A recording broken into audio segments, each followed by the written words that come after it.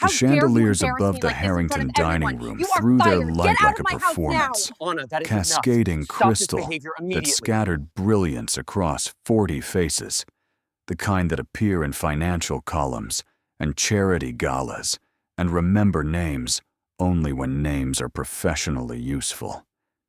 Elena Vasquez moved between those faces with a silver tray balanced in both hands and the quiet efficiency she had spent years perfecting. She had learned early in this house that the best kind of help was the kind no one noticed. A glass refilled before anyone had to ask, a folded napkin replaced without ceremony, a door held open just long enough that no guest had to break their stride. 8 months in the Harrington estate had made Elena very good at being invisible. She did not resent the invisibility, and she had chosen it the way you choose a particular seat in a crowded room, not from defeat, but from a very specific purpose she kept folded close to her chest like a letter she wasn't ready to send. The house was large, white-columned, and set back from a private road that curved through sculpted hedges in the hills north of the city. Daniel Harrington had built his fortune in commercial real estate, the kind of deals that restructured city skylines and made certain men very wealthy and other men very nervous. He was 44, broad-shouldered and precise in everything he did. If you're enjoying this story so far, don't forget to hit the like button and subscribe. Drop a comment telling me where in the world you're watching from. I love hearing from you. His current wife, Vivienne, ran the house differently. Vivienne Harrington moved through her own home like a woman who had earned every square foot of it, which, depending on who you asked around town, was either entirely accurate or carefully constructed. She was 38, elegant in the deliberate way of someone who had studied elegance from the outside for a long time before stepping inside it. She had married Daniel 22 months ago in a private ceremony that surprised people who knew him and did not surprise people who knew her. She had arrived in his life during the specific vulnerability of a man whose grief was still raw enough to mistake warmth for something deeper. Elena had not been thinking about Vivienne when she arrived at the estate for her interview 8 months prior. She had printed her references, taken the bus to the address on the listing, and stood at the iron gate on a gray Tuesday morning with the composure of someone carrying a war inside them that they had decided no one else needed to witness. The housekeeper position, daily cooking, cleaning, household management. Live-in preferred. The woman who reviewed her documents had been one of Vivienne's assistants, brisk, efficient, uncurious, who nodded at Elena's experience and shown her to a small, clean room at the end of the second-floor hallway without ceremony. Elena had accepted immediately because the boy was here. Lucas Harrington was 8 years old, gap-toothed and wiry, with a habit of pressing his ear to closed doors and asking questions that were too precise for his age. He had his mother's eyes, dark brown and slightly too wide for his face, so as if the world had consistently surprised him and he decided to stay permanently alert to prevent it happening again. He did not remember his mother clearly anymore. He had been 5 when Clara died, and the memory of her had softened into impressions rather than images. The warmth of a particular blanket, the smell of the hand lotion she used, the sound of her humming while she moved through the kitchen in the evening. He couldn't have told anyone what his mother looked like when she laughed. That knowledge had slipped away the way a dream dissolves in the first minutes of waking, gently and completely, and without asking permission. Elena carried that laugh for him. She had been carrying it for 3 years. Clara Vasquez, who became Clara Harrington when she married Daniel at 29, was Elena's older sister, and by 4 years and an entire world of experience. She had been the kind of woman who made people feel steadier simply by being in a room, who gave advice without condescension, and listened without the impatience of someone waiting for their turn to speak. When Clara died, a pulmonary embolism, sudden and senseless, on a Thursday afternoon in October, the absence she left did not feel like an absence. It felt like a structural collapse, like something that had been holding everything else up had simply given way without warning. Elena had spent the first year of grief moving through her days on instinct alone. A small apartment, a part-time job in a catering company, the particular ache of a person who has lost not just the one they loved most, but the version of themselves that existed in relation to that person. She had heard about Daniel's remarriage through a mutual acquaintance, heard it with an involuntary flinch that had nothing to do with judgment and everything to do with the speed of it. The 14 months that felt, from the outside, like a man replacing furniture rather than grieving a life.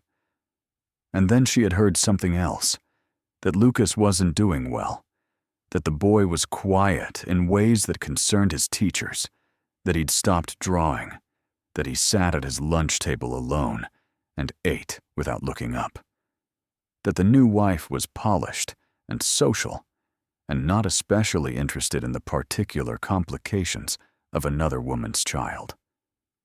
It had taken Elena 3 months to find the job listing and 6 weeks of deliberation to apply. She used her mother's maiden name, Vasquez, which was her name too, the name on her documents, the name that had simply never been changed when Clara took Daniel's. She told herself that if Daniel recognized the surname, she would tell him everything immediately. He hadn't recognized it. Or if he had, he'd given no sign. She was shown the room, given the schedule, and introduced to Lucas the following morning as Miss Elena. Lucas had looked at her for a very long time before asking her, with the directness of a child who had learned that adults sometimes vanish, whether she was going to stay.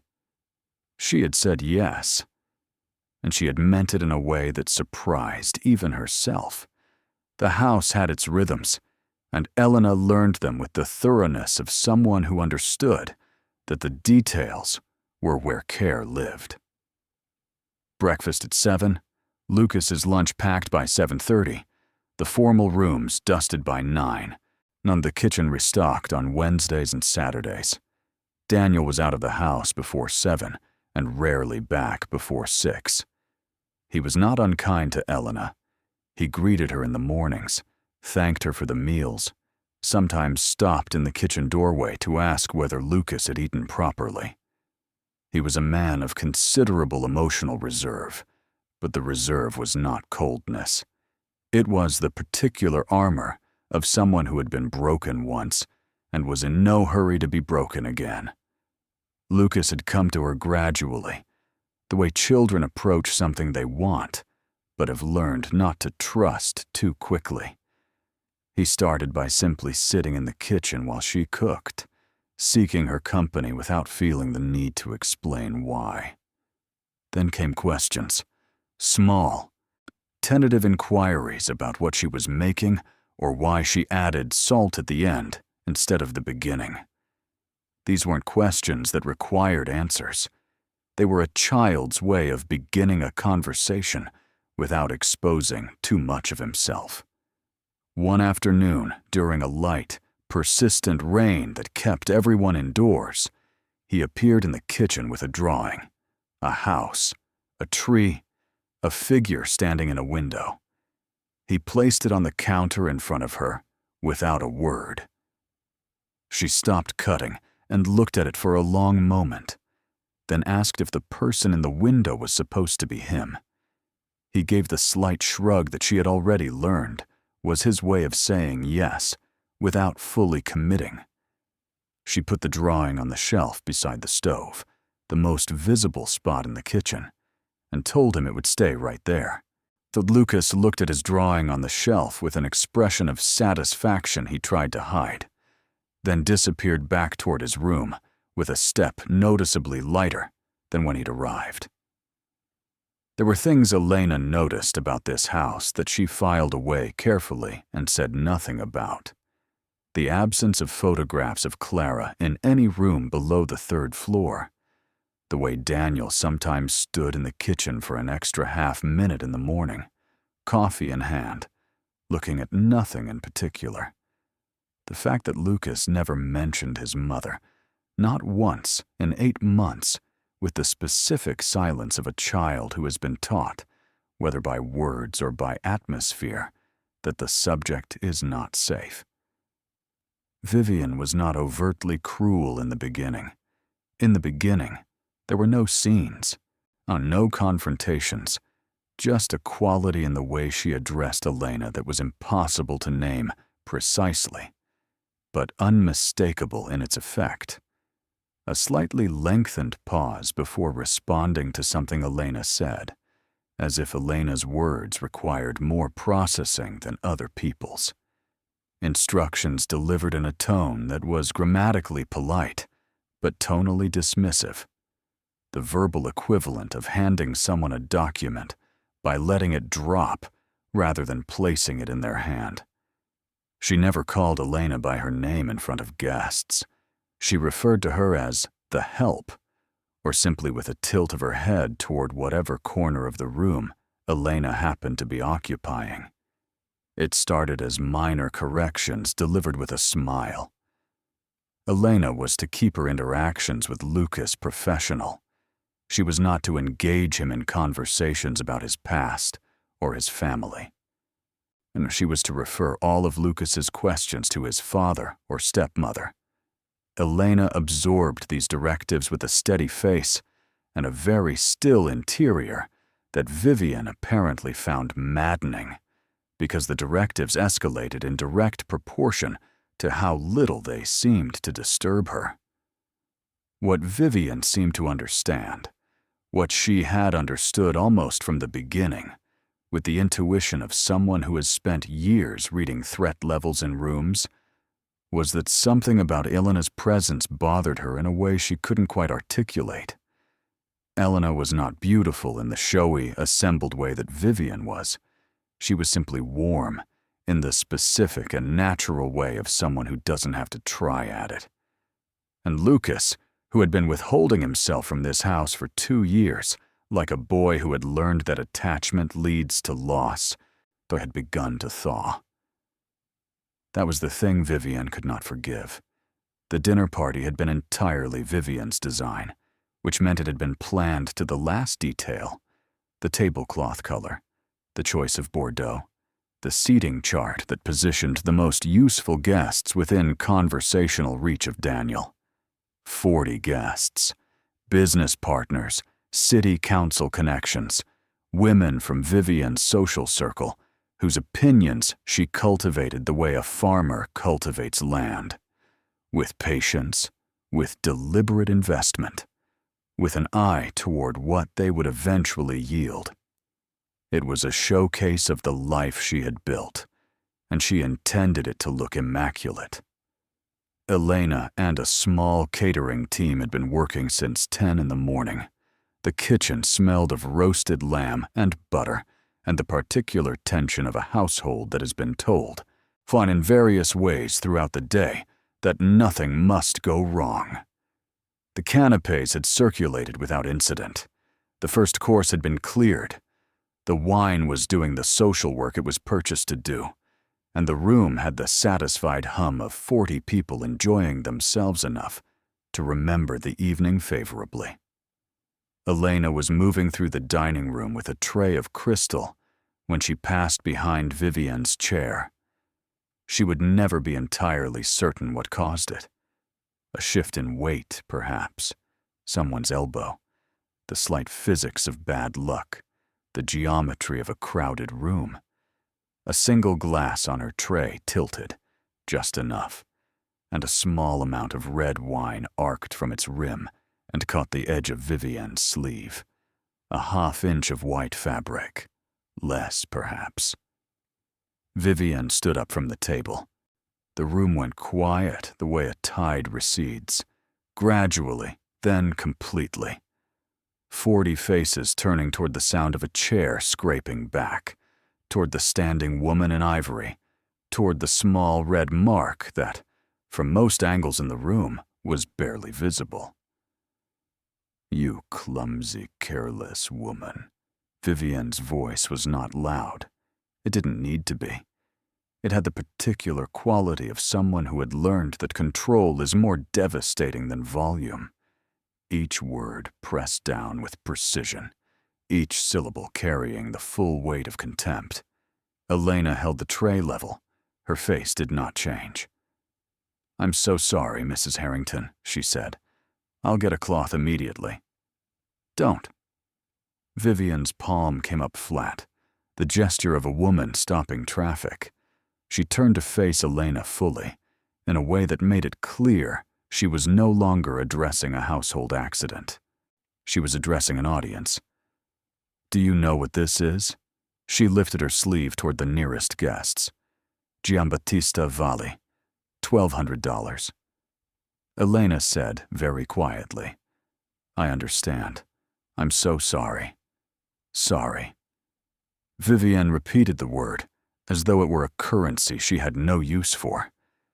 She looked at the guests nearest her, business associates of Daniel's, women from her social circle, faces that were now performing the particular, uncomfortable labor of pretending not to watch while watching everything.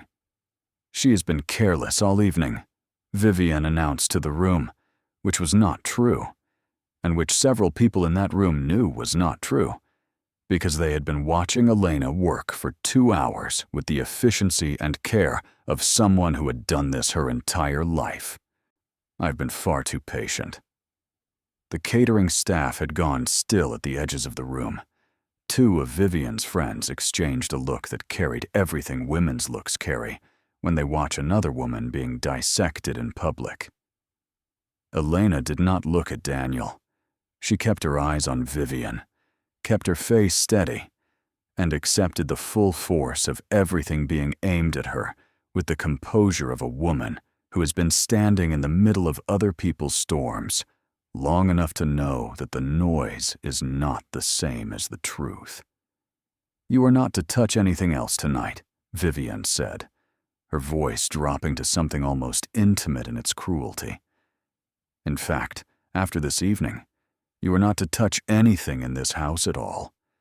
She let that land, let it settle across the table and reach every corner of the room. So then she turned to her guests with a smile that was breathtaking in its speed, the damage done and the pleasant face reassembled in the space of a single breath. "I'm so sorry, everyone. I've been meaning to address the staffing situation for some time." 40 people looked at their plates. In the silence that followed, a small sound came from the doorway at the far end of the room. Everyone turned. Lucas stood at the entrance to the dining room in his pajamas, barefoot on the marble, his dark, too wide eyes moving between his stepmother and Elena, with the expression of a child who has decided that being frightened is not as important as saying the true thing. Vivienne's smile did not move. "Lucas," she said, very pleasantly, "go upstairs." Lucas didn't move. At the far end of the table, Daniel Harrington set down his fork. He did not stand. He did not speak. He simply looked at his son in the doorway, and then he looked at his wife. And then, with the slowness of a man in whom something very significant has just quietly settled, he looked at Elena. His face was unreadable. That was the detail no one in that room could quite account for in the days that followed. Not Lucas in the doorway, not Vivienne's performance, not even the small red mark on ivory fabric. It was Daniel Harrington's face. Because every person at that table had spent enough time reading rooms to recognize the specific, unmistakable quality of a man who has just made a decision. They could all see it clearly. They just couldn't tell yet what he had decided. The guests left before 11. Vivienne stood at the door, seeing them out with the particular warmth she reserved for public moments. A hand on every arm, a private laugh shared with every couple, the performance of a hostess who had not just publicly humiliated a member of her own household 2 hours prior. When the last car rolled down the gravel drive, she turned back into the foyer and found Daniel standing at the foot of the staircase, with his jacket still on, his hands in his pockets, and an expression she could not immediately read. She crossed the marble toward him, already recalibrating. "I know that wasn't ideal," she said. "But you have to understand. I've let it go on too long. The way she inserts herself with Lucas, the way she moves through this house like she owns a piece of it, not tonight just gave me a reason to do what needed to be done." Daniel said nothing. Vivienne smoothed her sleeve, the stain already dabbed at with soda water, faint now, but still there, a reminder of the evening's inciting incident that she wore like a badge. "I want her gone by morning, Daniel. I think that's reasonable. I think after what happened tonight, that's more than reasonable." Daniel looked at her for a long moment. Then he said, quietly and without any particular emotion, "I'll handle it." Vivessa blinked. I said I'll handle it." He moved past her toward the stairs. "Go to bed." She watched him climb the staircase with the expression of a woman who has just been handed a response she doesn't know what to do with. It was not the agreement she wanted, but it was not a refusal either. It sat in a middle ground that made her deeply, instinctively uneasy. And Vivienne had not survived 40 years of calculating other people's intentions by ignoring that instinct. She turned it over in her mind for a long time before she finally went upstairs. Elena was already packing when the house went quiet. She had returned to her room after the last of the catering team departed, closed the door, and stood in the center of the small space for exactly the length of time it took to accept what had just happened. Then she opened the closet and took out her bag, not because she had been told to go. She hadn't been told anything yet, but she had been in enough rooms with enough powerful people to understand that certain things, once said in public, cannot be unsaid. The math of it was simple, and she was too tired to pretend otherwise. She folded her things carefully.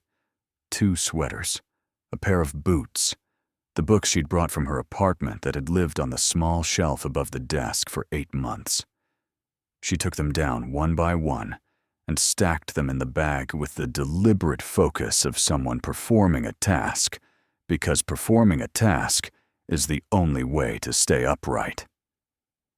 The last thing she took from the shelf was the drawing. Lucas's house with the figure in the window. She held it for a moment, then folded it once along the white border and placed it on top of everything else. Face up. She sat on the edge of the bed. The house was quiet in the specific way that houses are quiet, when everyone inside them is awake and thinking and not speaking. A charged silence, full of things unsaid and things still being decided. Outside the window, so the landscaping lights threw long shadows across the lawn. Somewhere on the floor above, she heard the soft thud of a door closing, and then nothing. She was still sitting there when the knock came. Not Vivienne's knock. She had learned the rhythm of that one early on. The 3 sharp raps of someone who considers knocking a courtesy rather than a question. This was a quieter knock. 2 beats, and then silence. She opened the door. Daniel Harrington stood in the hallway in his shirt and trousers, jacket gone now, looking at the open bag on the bed behind her, with an expression that crossed his face and disappeared before she could fully read it. "You're packing," he said. "I thought it would be easier," she replied, "if it was already done." He was quiet for a moment. Then he stepped back from the doorway, not dismissively, but deliberately, the way a person creates space to indicate they are not there to crowd you. "Don't," he said. "Not tonight." Elena looked at him. "Mr. Harrington, I heard what she said. All of it." His voice was level and careful, the voice of a man who has decided to say the precise amount, and not a word more. "I'm not asking you to do anything except stay in this house until I've had time to think clearly. Can you do that?" She could feel the specific gravity of the moment, the way it was asking something of her that she wasn't certain she was entitled to give. Staying felt like hoping, and she had learned in the particular school of the last few years that hoping for things you have no right to expect was just a longer route to the same ending. But she said yes, because Lucas was upstairs, and she had promised him she would stay, and she did not break promises to children. Daniel nodded once and walked back down the hall. She stood at the door and watched him go, then slowly closed it and sat back down on the edge of the bed without unpacking the bag. If you're hooked on this story, make sure to subscribe and turn on notifications so you never miss an upload. Your support means everything and helps me bring you more emotional stories, like this one. The next morning, Vivienne came downstairs to find Elena making breakfast. She stood in the kitchen doorway for a full 3 seconds, processing the scene with the particular stillness of someone recalibrating an expectation they were certain would not need recalibrating. Then she turned on her heel and went to find Daniel. Elena heard the conversation from the kitchen, not the words, but the register of it. Vivienne's voice climbing, and then leveling, climbing again, and Daniel's remaining flat and quiet beneath it, the way a stone floor remains flat beneath a great deal of noise. She focused on the eggs. She salted them at the end, the way Lucas liked.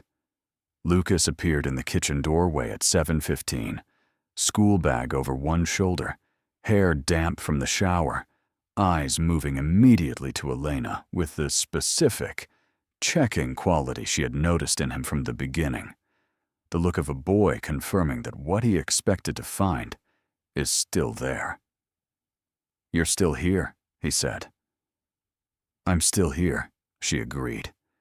He sat down at the counter. He didn't ask about last night. He was 8 years old, and he understood. With the particular intelligence of children who have learned to read atmospheres, that the previous evening had been something that adults would need to sort out, and that the sorting would take time, and that his job in the meantime was to eat his breakfast and go to school and let the grown-ups navigate their own weather. But he ate with both elbows on the counter, leaning slightly toward her as she moved around the kitchen, close in the way that children are close when they are reassuring themselves without wanting to admit that they need reassurance. When he left for the school van, he stopped at the door and turned back. He said, "The drawing is still on the shelf. It'll be there when you get home," Elena said. He nodded. Then he was gone. Vivienne did not come back into the kitchen. No, she spent the morning in her sitting room with the door closed, and Elena understood this was its own kind of statement. The strategic withdrawal of someone who has decided that visible anger is less effective than the performance of being above it all. Daniel left for work at 8 without a word to either of them. He came back at 2 in the afternoon. Elena was on the second floor, changing the linens in the guest room, when she heard the front door. She heard him move through the ground floor, the study, the kitchen, back to the study, with the purposeful but unhurried movement of someone who is looking for something specific and knows approximately where to find it. She continued making the bed, pulled the corner tight, smoothed the surface, in the small, disciplined acts of someone who understands that the present moment is the only one you can actually occupy. It was not until nearly 4 o'clock, when the house had gone quiet again, in a different way, a way that felt suspended rather than empty, that she found him. He was in the reading room. The reading room was a long, narrow space off the main hallway that had been, in another version of this house, a kind of sanctuary. Floor-to-ceiling bookshelves on 2 walls, a pair of reading chairs facing the window that looked out over the rear garden, a low table between them that had once held a potted orchid, gone now, replaced with a glass sculpture that Elena suspected Vivienne had selected because it was expensive and because it had nothing to do with anyone who had come before. So Daniel was standing in the middle of the room with a photograph in his hand. Elena stopped in the doorway. The photograph was not large. It had the size and feel of something taken from a personal album, printed rather than digital, slightly soft at the edges, in the way that photographs from 8 or 10 years ago often were. Daniel was looking at it, with the focused, stripped-down attention of a man confronting something he is only now fully seeing. He heard her at the door. He didn't startle. He turned slowly, and she could tell from the set of his face that whatever was happening inside him had moved past shock and into something quieter and more serious. "This was in the box," he said. She knew which box. On the one on the top shelf in the reading room that Vivienne had moved here from the master bedroom 2 years ago and apparently never opened. The box that contained, among other things, Clara's personal photographs. The ones from before. Before the marriage. Before the house. Before Lucas. In his hand was a photograph of 2 young women standing on a beach somewhere bright and windy, squinting into the sun and laughing at something off camera. One of them was Clara, 25 perhaps, in a yellow dress with her hair coming loose. The other one, slightly shorter, dark-eyed, laughing in a way that made her look entirely unguarded, was a woman who, in this photograph taken 12 years ago, was younger, and her hair was different, and she was not wearing the plain, careful clothing of a household employee. But she was unmistakably Elena, and Daniel held the photograph out toward her, not as an accusation and not as a question, more as a thing he needed her to see that he was seeing, a confirmation that what he was looking at was real. She did not pretend. There was no world in which she would have pretended. "She was my sister," Elena said. The words came out quietly and steadily, the way she had always imagined them coming out if this moment ever arrived. Not as a confession, not as an apology, but as the plain and long-withheld truth that it was. Daniel looked at the photograph for another moment. Then he looked at Elena. Then he walked to one of the reading chairs and sat down. Slowly, like a man making sure the chair is there before he commits his full weight to it. "Sit down," he said. She sat. They were quiet for a long moment. So the 2 of them in the room where Clara had apparently chosen the bookshelves and apparently selected the now absent orchid, and apparently spent enough time that it still held the faint atmospheric impression of a person who had loved it. "How long have you known?" Daniel asked, not angrily, not even with particular surprise, with the measured, careful tone of a man assembling facts he should have had long ago. "Since before I applied," Elena said, "I knew who you were.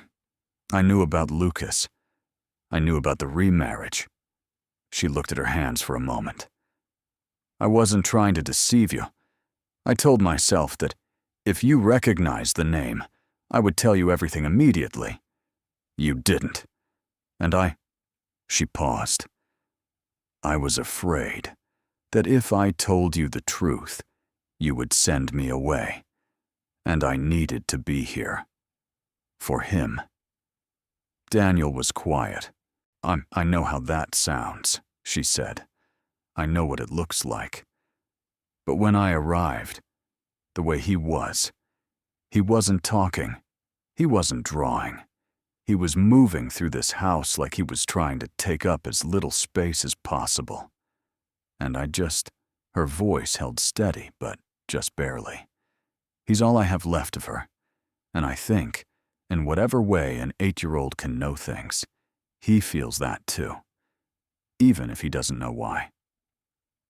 The afternoon light was changing in the window, going golden and long, the way it does in houses where time seems to slow in the late part of the day. Outside in the garden, a bird started and stopped and started again. Daniel looked at the photograph one more time, at Clara laughing at something off camera, at the young woman beside her who would one day, 12 years later, come to clean his house and make his son's oatmeal with exactly 2 spoons of brown sugar and put a child's drawing on the kitchen shelf in the most visible spot in the room. "Does Lucas know?" he asked. "No," Elena said. "I haven't told him anything about Clara. I haven't said anything about who I am to him. I thought that was yours to give him, not mine. It was never mine to take." Daniel set the photograph down on the low table between them, face up. Clara and Elena, 12 years younger, laughing on a beach in the wind. He stared at it for a long time. Then he said, very quietly, the specific quietness of a man arriving at a truth that has been waiting for him for longer than he realized. "She used to talk about you, all the time at the beginning. She said you were the braver one." Elena looked up. "She said you were the one who said what people needed to hear instead of what they wanted to hear." Daniel's jaw tightened for a moment. "She said if anything ever happened to her, you were the person she trusted most in the world." Elena pressed her lips together. She was not going to cry in this room. She had decided that a long time ago, if this conversation ever happened, she was not going to spend it weeping, because Clara deserved to be spoken about with more steadiness than that. "I know," she said. "She told me the same things about you." The silence that followed that sentence was a different kind of silence entirely. The kind that arrives after something true has been said. Not comfortable, not uncomfortable, just very still and very real. Outside the reading room, from somewhere upstairs, came the sound of the front door. Then footsteps on the floor above, sharp, deliberate, the rhythm of someone who has been waiting and has now decided to stop waiting. Vivienne's heels on the hardwood, moving toward the staircase. Daniel picked up the photograph and held it in both hands. He looked at it one last time, and then he looked at Elena, and his face had an expression that she would think about for a long time afterward. Not anger, not grief, not even the particular relief of a man who has finally found the piece of the puzzle that explains the shape of everything else. It was all of those things, and none of them precisely. It was the face of a man who is standing at the edge of a decision so significant that he can feel the weight of it in his chest, and who has just understood completely and irreversibly which way he is going to fall. The footsteps on the stairs were getting louder. Daniel stood up. Vivienne pushed open the reading room door with the particular authority of a woman who has decided that the performance of confidence is indistinguishable from confidence itself. She was dressed for the afternoon the way she was always dressed, precisely, deliberately, the kind of assembled elegance that announces before anyone speaks that the person wearing it considers herself to be above the current situation. She stepped into the room, took in Daniel standing, Elena seated, the open photograph box on the low table between them, and the specific quality of the silence she had walked into, and her eyes sharpened in a way that her smile did not. "I didn't realize we were having a meeting," she said. "We're not," Daniel replied. He did not move toward her or away from her. He simply stood with the photograph still in his hand, in the relaxed, anchored way of a man who has already done the work of deciding. Vivienne's gaze moved to Elena, then to the photograph, then back to Daniel. "What is that?" Daniel turned it toward her. Clara and Elena on the beach, 12 years younger, laughing. Vivienne looked at the photograph for a long moment. Something passed across her face, a rapid internal recalculation, the specific expression of someone who has just discovered that the ground beneath a plan they believed was solid is actually something else entirely. Then she composed herself, and when she spoke, her voice carried the same practiced control it always carried. "I don't understand what I'm looking at," she said. "Yes, you do," Daniel replied. He set the photograph down. "Elena is Clara's sister. She came here to be close to Lucas. She's been here for 8 months. He paused. "And I don't believe for a single second that you didn't know." Vivienne let out a short breath, not quite a laugh, but in the neighborhood of one. The laugh of a person buying 2 seconds to reframe. "Daniel, I had no idea. How would I possibly have known?" "Because you're careful," Daniel said. "You research everything.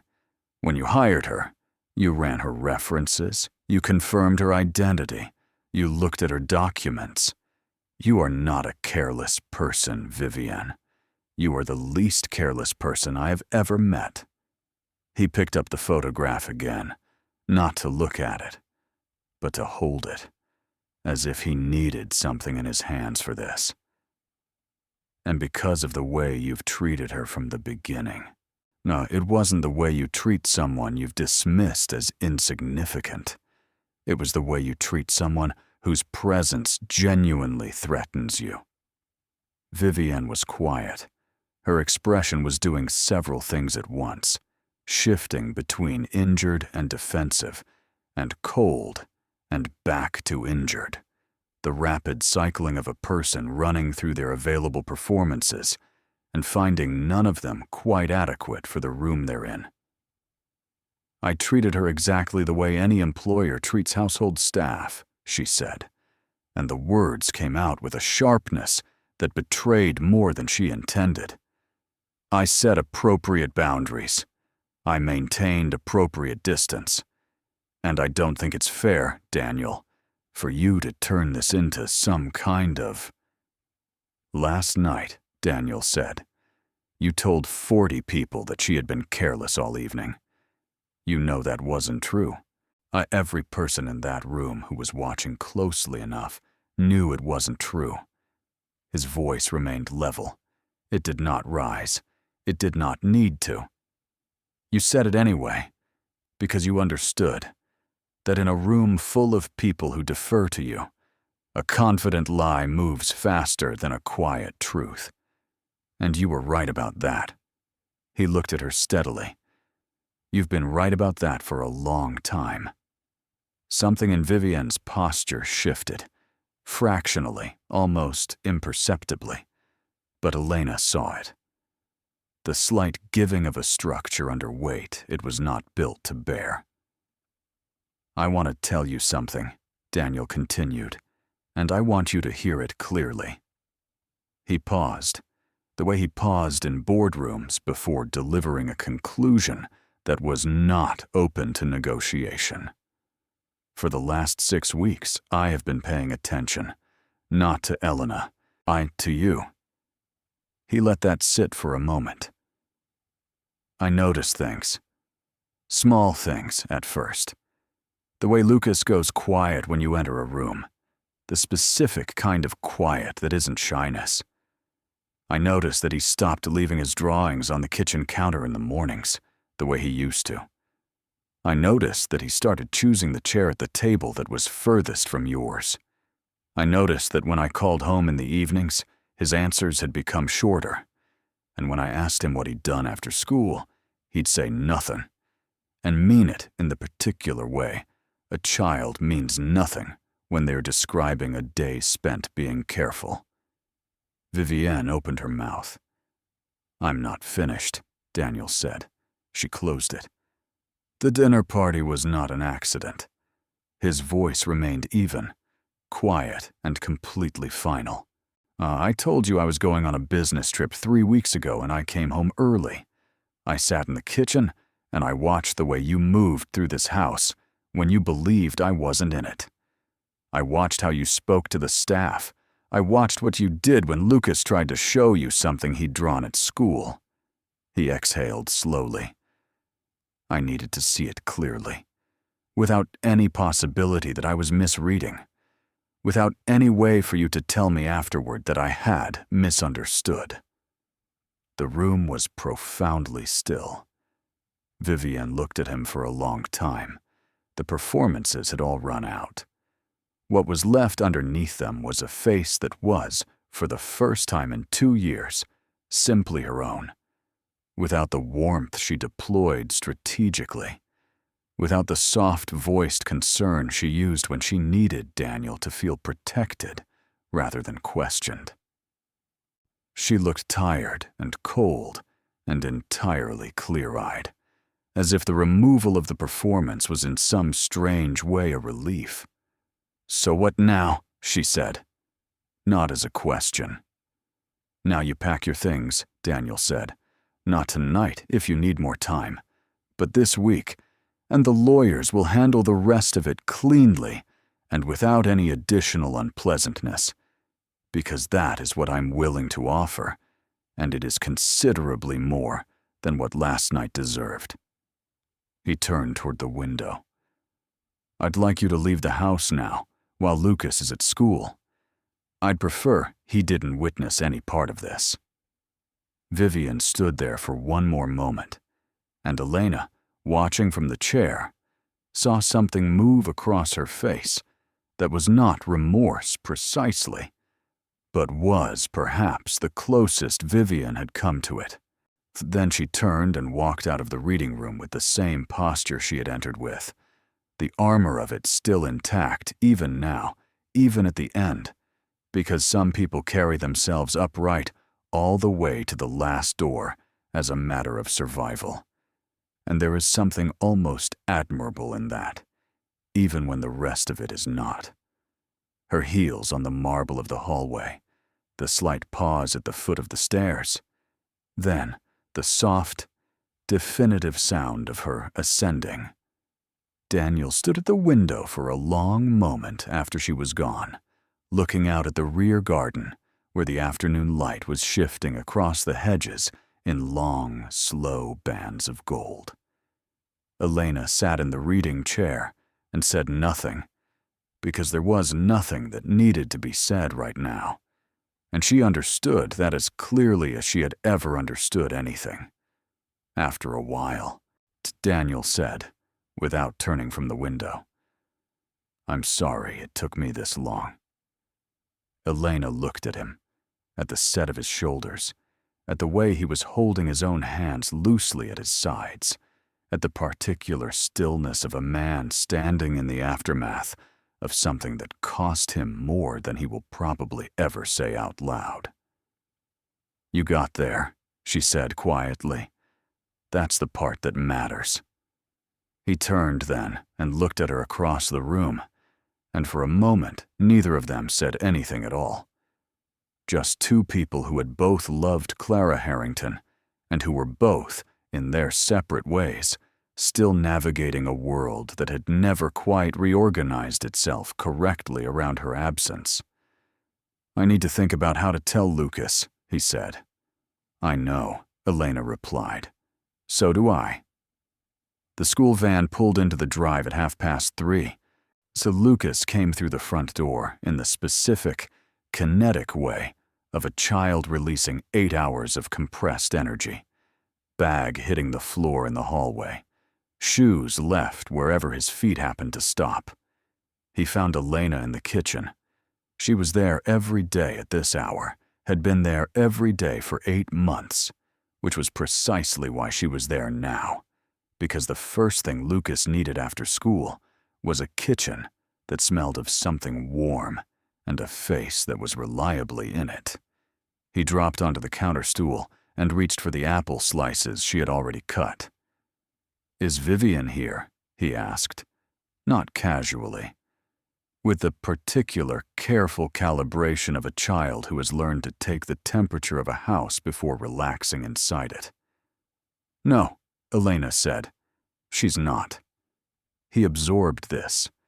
Then he took an apple slice and did not ask anything else. Daniel came in a few minutes later. He sat down at the kitchen table, not at the head of it, where he usually sat, but in the middle, on the long side, the less formal position, the position that said he was here as a person rather than as the head of a household. He looked at his son for a moment. Come sit with me for a minute, bud.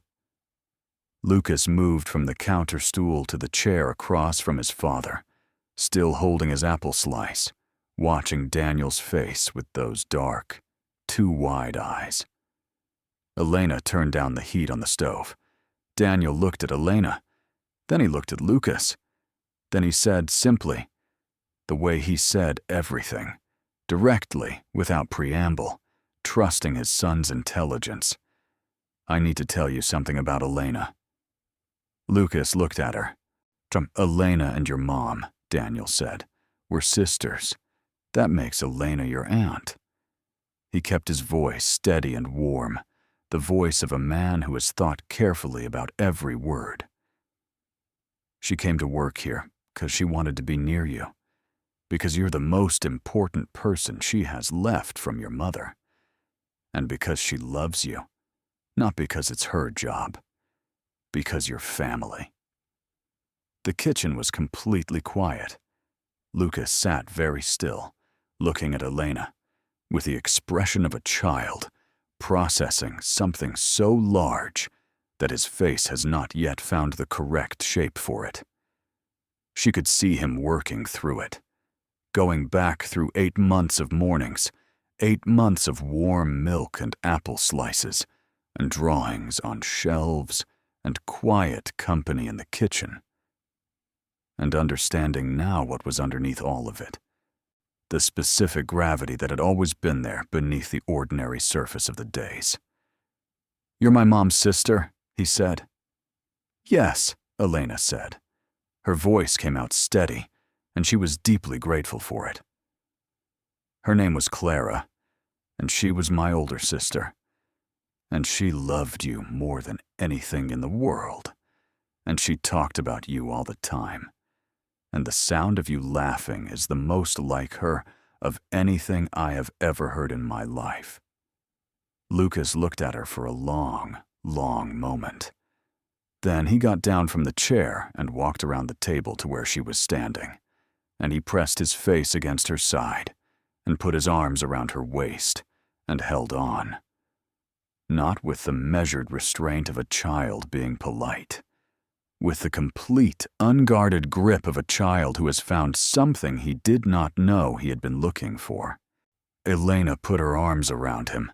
She pressed her face into the top of his head, and she let go of precisely 8 months of holding herself together. And it was quiet in the kitchen, except for the low sound of the stove and the late afternoon birds in the garden and two people holding on to each other in the specific way that only happens when grief and relief arrive in the same moment. And there is no useful distinction between the two.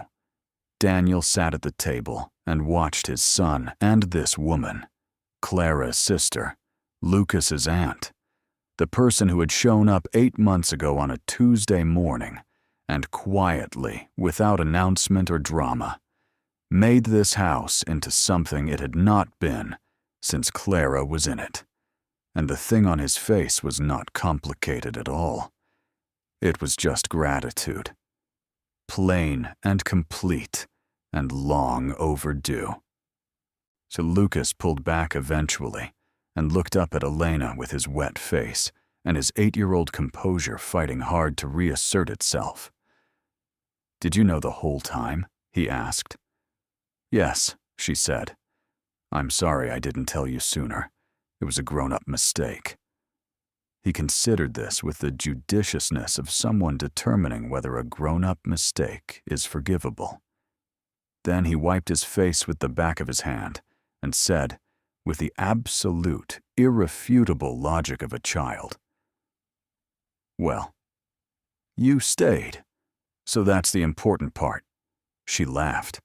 A real laugh, the kind that comes from somewhere that hasn't been reached in a long time. And Daniel, at the table, looked down at his hands and then out the window and blinked several times. "Yeah," Elena said. "That is the important part." Vivienne was gone by Thursday.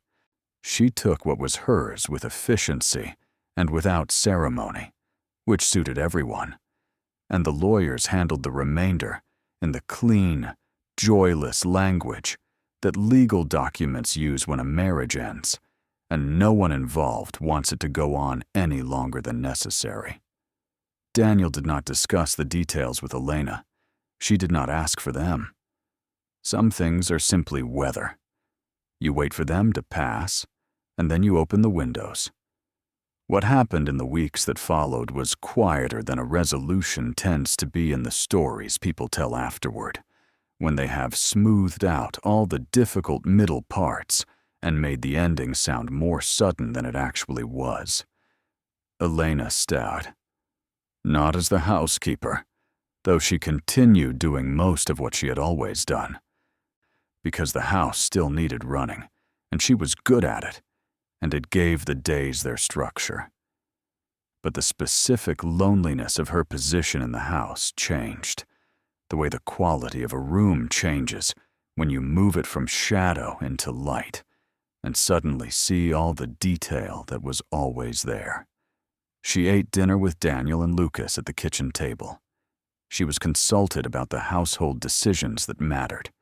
She attended Lucas's school events, the winter concert, the reading presentation, the science fair project about the water cycle that won second place, and which Lucas was furious about until Elena pointed out, with great seriousness, that the first place project had been about volcanoes.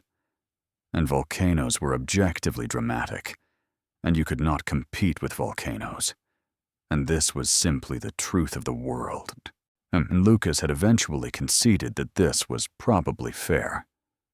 Daniel moved through the house differently.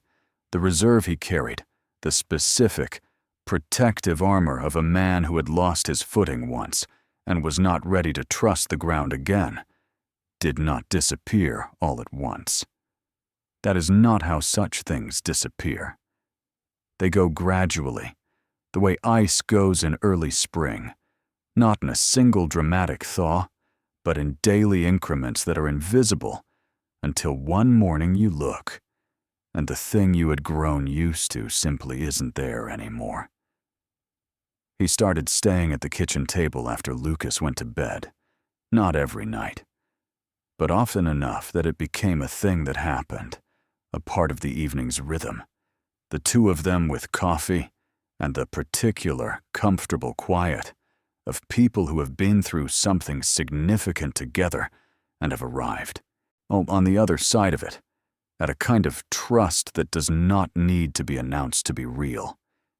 He asked her about Clara, carefully at first, and then less carefully as the weeks went on, and eventually in the unself-conscious way of someone who has realized that the person across the table is both a new person to know and a door back into a part of his life he had not known how to access since October 3 years ago.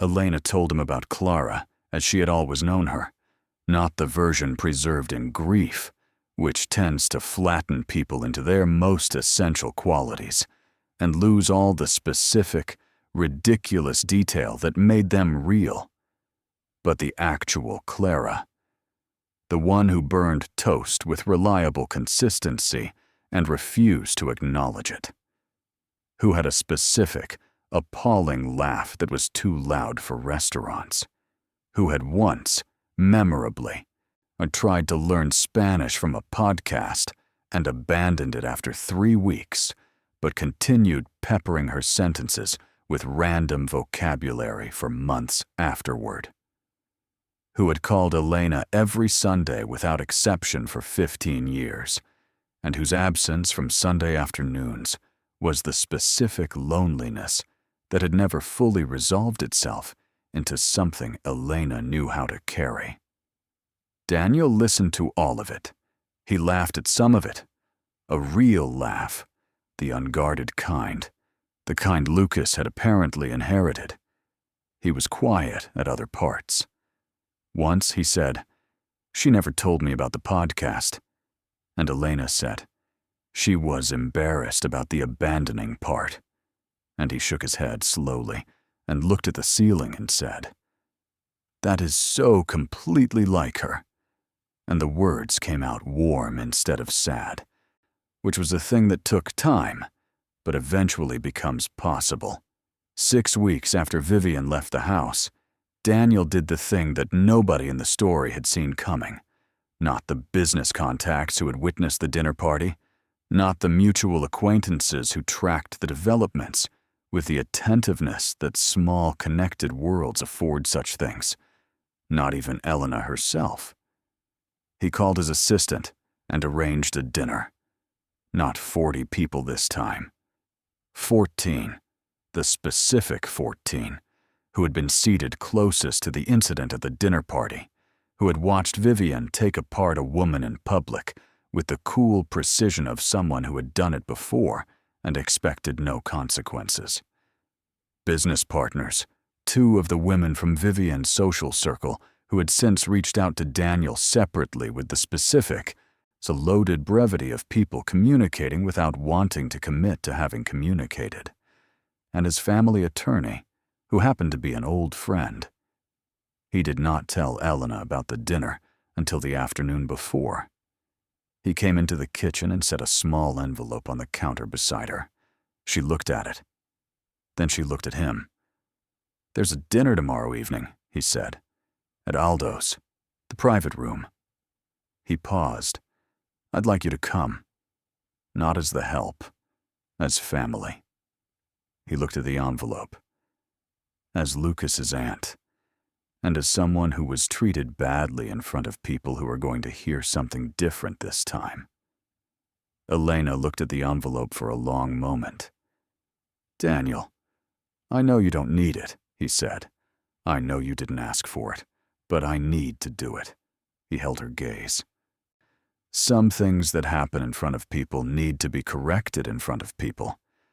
That's not about Vivienne anymore.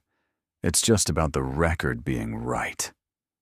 She thought about the dinner party, about 40 faces looking at their plates, about the specific, searing loneliness of being publicly reduced in a room full of people who watched and said nothing, which is its own particular kind of cruelty, the cruelty of witnesses who have decided that their comfort is worth more than someone else's dignity. She picked up the envelope. "All right," she said. The dinner was quiet and well managed, the way things are when Daniel Harrington organizes them. The private room at Aldo's was warm and candlelit, and smelled of good bread and old wood. And the 14 people around the table had arrived with the collective, an unspoken awareness that this was an evening with a purpose that was not purely social. Daniel did not give a speech. He was not a man who gave speeches at dinner tables. He simply, at a moment when the conversation had reached its natural plateau between courses, introduced Elena, her full name, her relationship to Clara, her role in Lucas's life over the past 8 months, with the direct, unhurried plainness of a man stating facts that he considers important. He said that the previous occasion on which many of these people had been gathered under his roof had included a public incident that misrepresented someone he cared about, and that he wanted to correct that misrepresentation in the same company in which it had occurred. When he said that Elena Vasquez had come into his home and his son's life and given both of them something they had not known how to find on their own, and that she had done it quietly and without recognition and at considerable personal cost, and that this was the kind of thing that deserved to be said out loud among people who mattered. Then he picked up his wineglass, and the 14 people at the table picked up theirs, and he said simply that he was grateful she had stayed. Elena sat at that table in the warm light of the private room at Aldo's, and let the moment be exactly what it was, not a victory, not a vindication in the triumphant, cinematic sense that stories sometimes make of such things. More like a window being opened after a long time closed. More like the specific, a quiet dignity of a truth being restored to the place it belonged. The woman next to her, one of Vivienne's former social circle, who had reached out to Daniel in the weeks following the dinner party, leaned over and said in a low voice, "I should have said something that night." She looked at the table for a moment. "I'm sorry I didn't." Elena looked at her. "Thank you for saying it now," she said. And she meant it. By the following spring, the reading room had a new orchid. Lucas had chosen it himself at the garden center on a Saturday morning, standing in front of the greenhouse display with his arms crossed, and the focused, critical expression he used when he was taking something seriously. He had rejected 4 orchids for reasons that were entirely his own, before selecting a small white one with a yellow center. He carried it to the car with both hands and placed it on the low table in the reading room, with the specific satisfaction of someone completing a task they had been planning for longer than they would admit. Elena stood in the doorway and watched him position it. "Is that the right spot?" he asked. "I think it's exactly right," she said. He stepped back and looked at it with his head tilted, assessing. Then he nodded once, the way his father nodded, decisive, brief, done, and walked past her toward the kitchen, already asking whether there was anything for a snack, and whether she knew that he had gotten the highest mark in class on the geography test, which she did know because his teacher had emailed and she had read it 3 times. She stayed in the doorway a moment longer, looking at the orchid on the table, and at the photograph that Daniel had placed in a frame and set on the bookshelf. Clara and Elena on the beach, 12 years younger, laughing at something off-camera in the wind. They were not posed. Neither of them had known the photograph was being taken. And that was why it was true in the way that posed photographs rarely are. 2 people caught in an ordinary, irreplaceable moment of being themselves. She thought, as she sometimes did in the quiet parts of days, about what Clara would make of all of it. The specific, too loud laugh she would have had about the orchid selection process. The Sunday phone call she would have made to Elena, beginning, as they all did, with an opening question so direct it was almost rude, before softening into the kind of conversation that lasts 3 hours without either person noticing the time. She thought about what Clara would say about this house, about this boy, about all the ordinary and extraordinary things that had accumulated here over 8 months and continued to accumulate. And she thought that Clara, who had always been the one who saw things clearly and said them plainly, and trusted that the truth was worth the discomfort of telling it, would probably say something like, "Well, it took long enough, but here you are." Here she was. Some truths are patient things. They do not announce themselves. They do not demand. They simply stay where they are, quiet and certain, and they wait for the right moment and the right person and the right door left open. And then they walk through it as if they had always belonged inside. There is something in the way people treat those who cannot give them anything in return that tells you everything you need to know about who they are. Everything else, the charm, the accomplishments, the careful public performance, can be constructed and maintained and made to look exactly like the real thing for a surprisingly long time. But the way a person speaks to the help, to the quiet ones, to the children who are watching from doorways, that is not performed. That is the actual interior of a human being, and it is visible to anyone who is paying close enough attention. Elena Vasquez paid attention. She always had. It was the thing Clara used to say about her, that she was the one who saw what was actually in the room rather than what people wanted her to see.